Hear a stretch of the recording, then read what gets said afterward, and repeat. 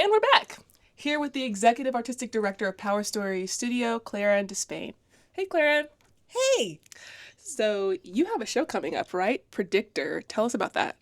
Predictor is by Jennifer Blackmer, and it tells the true story of Meg Crane, who invented the home pregnancy test. Wow. It's a really exciting new piece of theater. I think it's been produced maybe 6 times in the United States. Okay. Most recently off-Broadway in New York.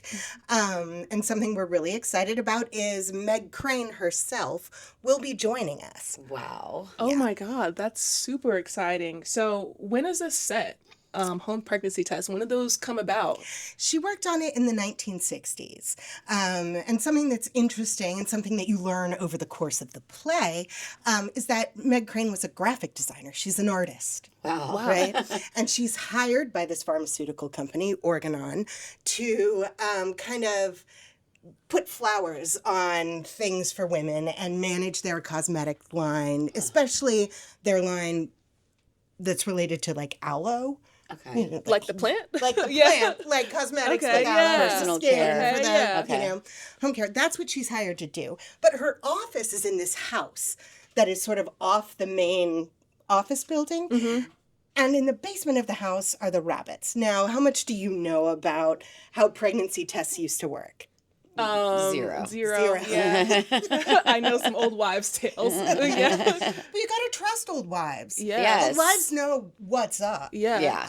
That's how we pass knowledge, right? When we're denied official channels. Mm-hmm. And actually the play touches on that a little bit, right? Like how do women connect with each other and help each other through these things?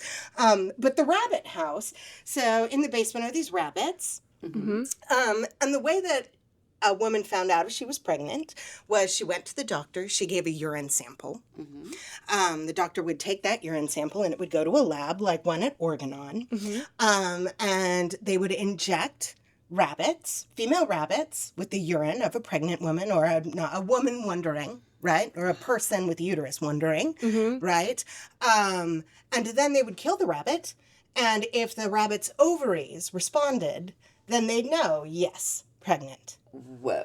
That is insane. And this was happening like less than 60 years ago, right? Still happening in the 60s, you're asking right? me math. Yeah. Yes. It's okay. Yes. Decades ago. We're artists. We're not women. We don't do math. Some do. And actually, That's Meg true. Crane had to. Yeah. That's part of the story. Yeah. Because of everything she had to do. But yeah, so... But at that point, they were bleeding rabbits in the basement, and she would have to listen to them scream. Oh my gosh. And so she's thinking about there's got to be a better way. Yeah, this shouldn't take this long. Right. And she happens to see how the test is done, and she's like, oh, that's crazy simple. How do we get it in the hands of women at home? Wow. Yeah. And so she sits and she realizes that it's a design problem. Oh. It's not a science problem. Mm-hmm. It's a design problem. And she realizes she can solve it with her skills as an artist, and she does. Wow. So it's an incredible story, and her fight to get it to market really touches on the key things that we want to talk about. Right? Which are questions about, I don't know, women's control over their reproductive rights, questions of bodily autonomy, and of course, all of the resistance that she meets. Yeah. Those are all bubbling underneath, right? Because she's dealing with the men who are in charge of the company who have concerns. Right. They're like, oh, this is a moral question. And she's like, well, really, it's a science question.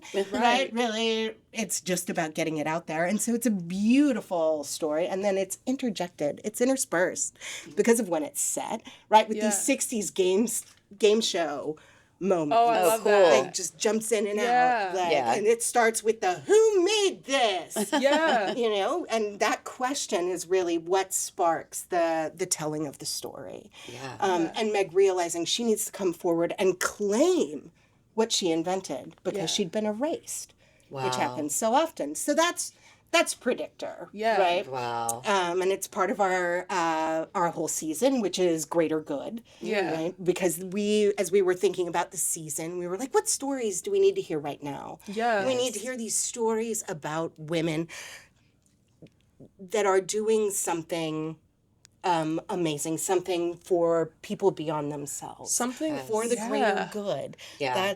That's what we need right now, is that reminder. Something amazing, and something that requires you to, fortify yourself and assert yourself and step out of your comfort zone, which is something that I myself and a lot of people deal with, because she was a graphic designer going into this completely new situation and open to the challenges. And I think that is super empowering.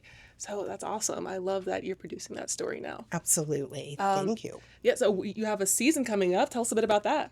Well, we've got the Greater Good season, Yes. right? So, not surprisingly, after that is another story about a woman who did something for the greater good. And that story is Conscience. I think most people have heard of Joe McCarthy. I'm not sure most people have heard about Margaret Chase Smith, who was the first female senator from Maine. Oh, wow. But she was also the only senator to speak out against Joe McCarthy on the Senate floor. Wow. And she knew she was risking her political career when she did it, and she did it anyway. And her speech is well known. It's called A Declaration of Conscience. Yeah. But Conscience is the story of Senator Chase's decision, like all of the things that went into it, to take that step, because she believed that speaking up was what was needed for the greater good. Yes. Yes. And then our next show is a co-production with the studio at 620. We love our friends over there. Yes. And we're doing The Wash, which is about the 1881 Atlanta washerwomen's strike. Those women were not getting paid. And so they decided to do something about it. And it was the first, largest, and most successful labor organizing movement in the post-civil rights era. Wow. So we're really excited about that story. And then our final show is Raising 12 on a Nickel and a Prayer, which is by our founder, Friend Powers. And she has written a story about her mother's determination to have 12 kids. Wow. Wow. And to raise kids who are going to go out and do something good in the world. I love it. And is this a new play? Is this a world premiere? Has it been produced before? Powerstories has done it several times. It is a favorite of Powerstories supporters. Yes. And as once you encounter it, you start to see why. Yeah. It's a beautiful, heartwarming story, perfect for the holidays, but also reminds us of what women contribute in the home. Has really far-reaching impacts outside of it. Well, Claire, thank you so much for sharing. I think you have a beautifully shaped season, bookended by two stories that feel connected. We have a story that's about women's reproductive autonomy, and then we have another story bookending about a woman's reproductive autonomy. So thank you so much for sharing that with us. Thank you. Yeah, thank you for dropping by the Peanut Gallery. I love the Peanut Gallery. Thank you for having me. Thank you. Thank you. See you next time, guys. Thanks for watching.